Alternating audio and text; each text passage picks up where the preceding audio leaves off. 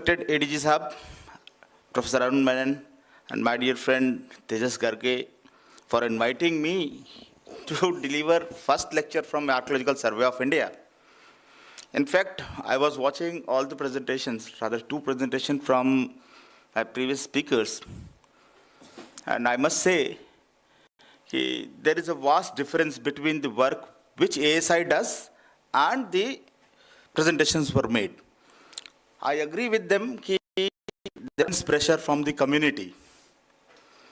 But it has to be decided that how far we should go with the community.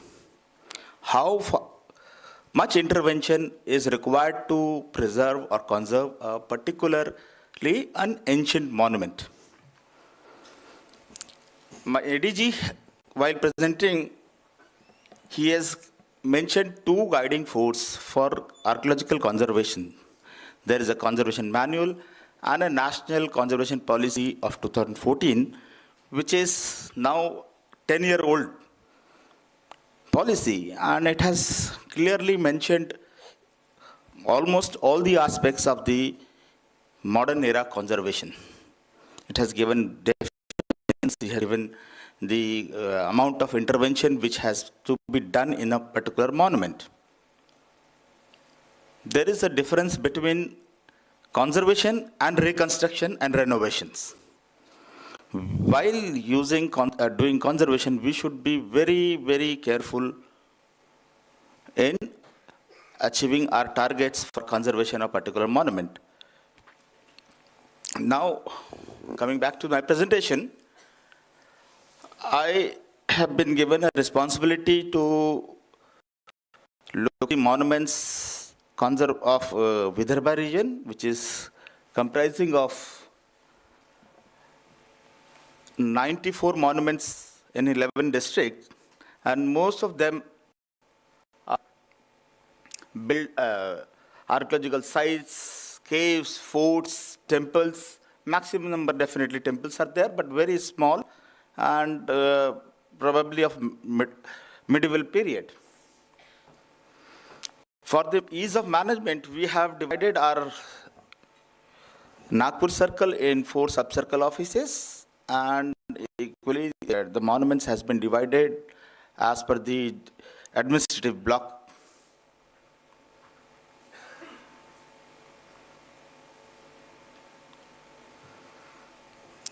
We have been doing conservation work. We have rather taken quite a few conservation work in our various monuments, which includes monuments of Lonar, Akola, as well as Nagpur division itself, and most importantly, and very long pending issues with the monument in Gadchiroli, that is Markandeya temple. These are few work on the fort which we have been executing for the last 1 year. This is Balapur fort, which one of the fort wall was breached and it was reconstructed as per the original using around 70-30 ratio of stones, 70% old and 30% new stone, in a proper lime mortar. Now this is again the community needed. You can see this picture, the left side picture, wherein a mosque in Sagarkheda has been provided by the granite slab. After due consultation with the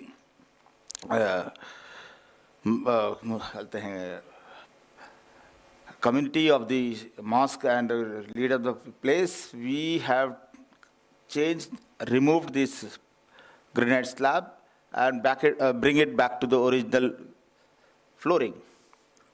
Again, for this temple, it was a tilted temple in Sakegaon, Mahadev temple in Sakegaon, which has to be conserved.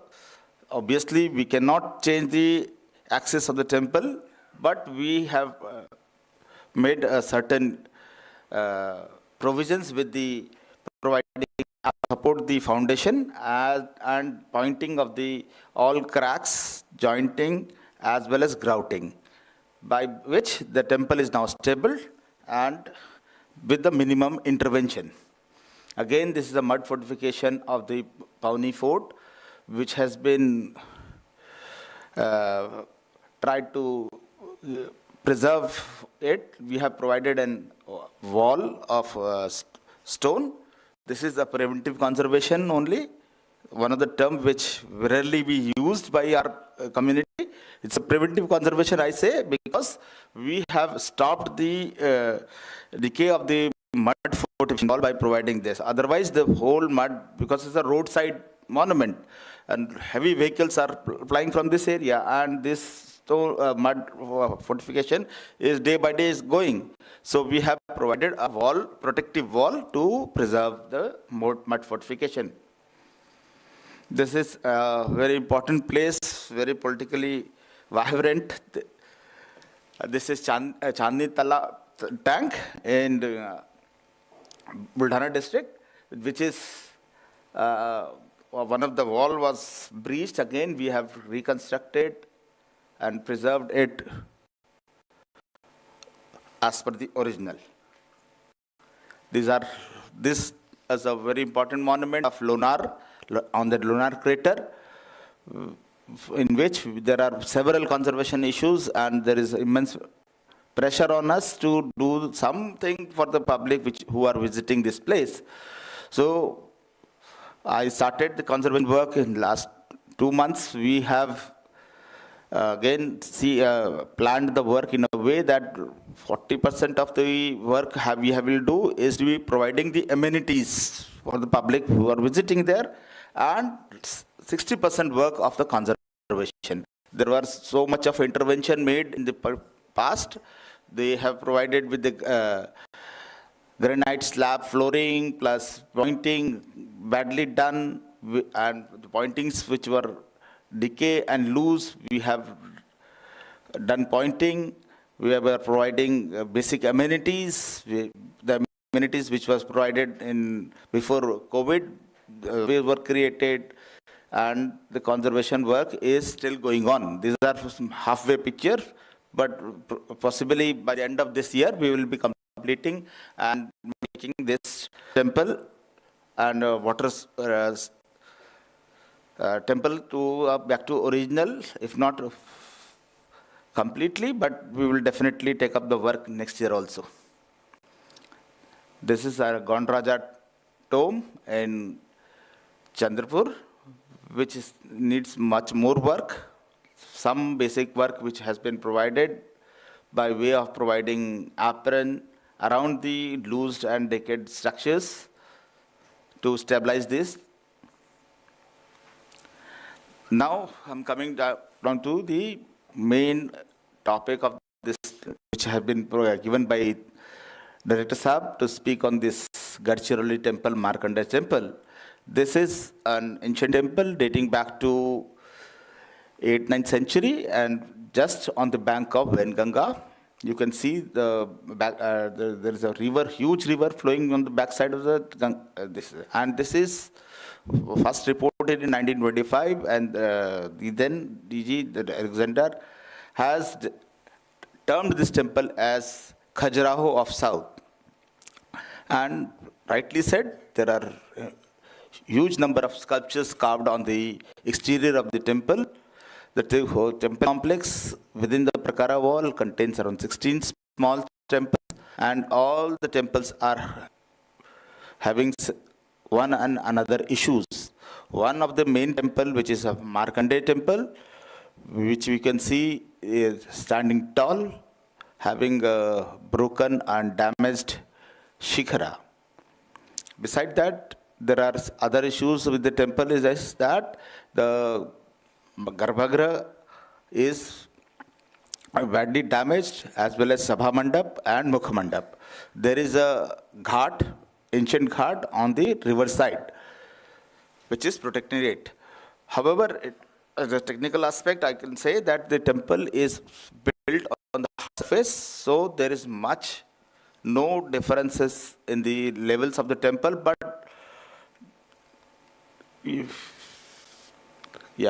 this is the condition. The picture which I'm showing you is taken in 1904, and you can see the condition of the Shikhara and other structures. It has been said, and it is well recorded, that there was a lightning strike to this temple in some 200 years back, and there was a major damage in the Shikhar.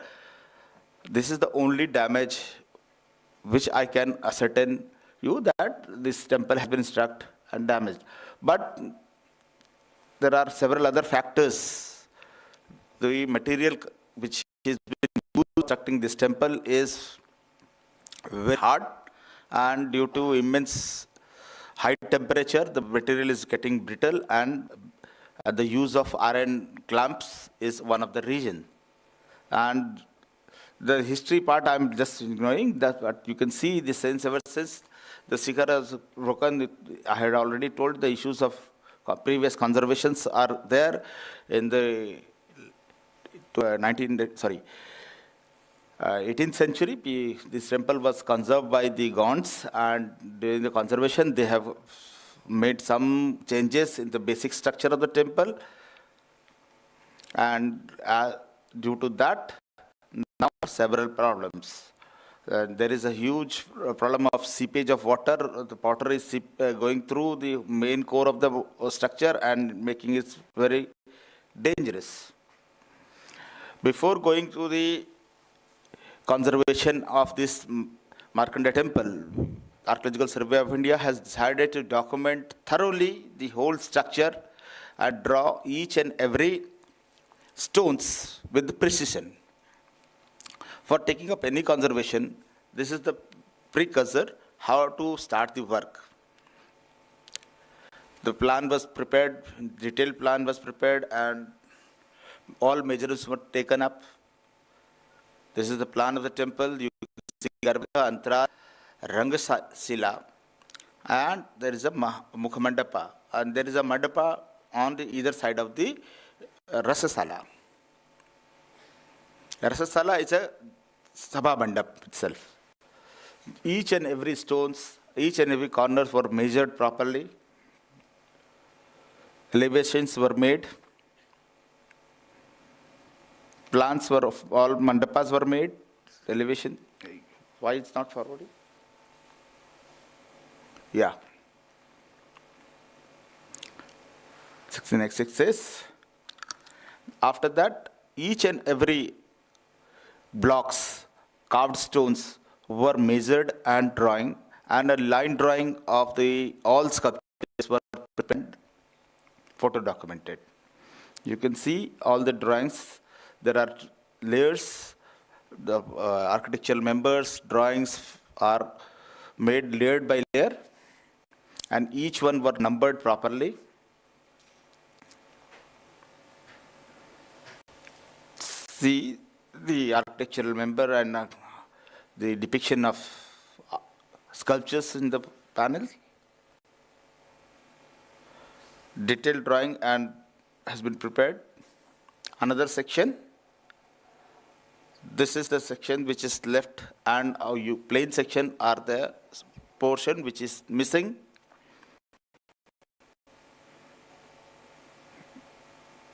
Again, Shikhara, Mukshara was prepared, Sukhnasa was prepared. Similarly, these are all numbered and documented. This is Sabha Mandap. Now, for the ease of the work, we have to remove some stones of Prakara, and an opening has to be created for taking the material inside the temple and outside the temple, since there was a very small gates available to bring the material out and in. You will see how after the numbering and detailed document, all the sculpture panels and architectural members were removed properly, and properly it has been taken away from the place and put up in the yard designated with the all quadrants. Chain pulley were used for bringing down the architectural members and panels, and traditionally made scaffoldings were used. Remove very carefully the all architectural panels. After that, when the process of resetting was started, the Archaeological Survey of India has used clamps by replacing the iron clamps with the steel clamps. Mending of stones were done where there are two breakage in stones were there, where the sculptures were broken. We have mended it properly.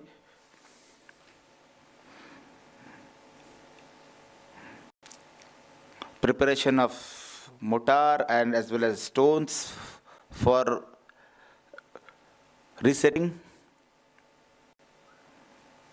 Lime mortar is used for filling and fixing the stone. Mending of stones. You can see in the lower picture where the mending is being done. Resetting the whole structure with the help of proper design and proper drawings and photographs.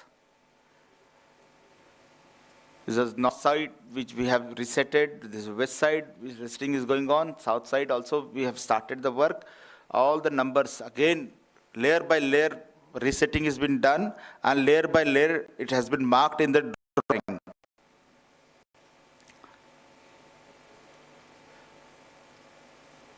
Again another side.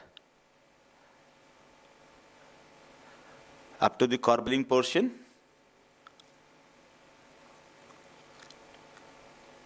Again resetting of the stone.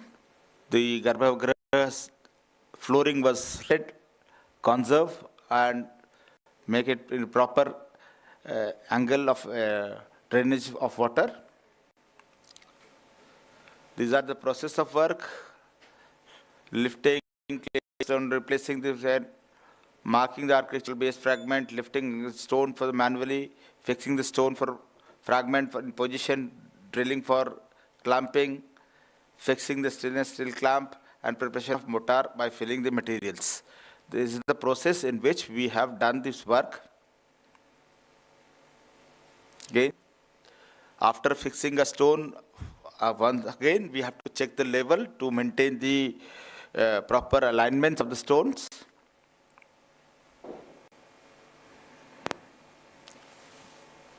The present status is going on, and hopefully we will be completing this shrine work in coming future. But I must say that conservation is very slow process because it has to be done very carefully and as per the original.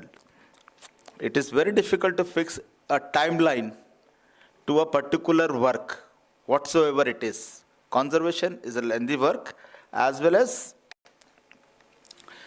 we have to be careful in using material which is not matching with the ancient one, and any intrusion, any element which we are going to put in there, it will be alien to the temple, which will definitely harm this structure. Thank you very much.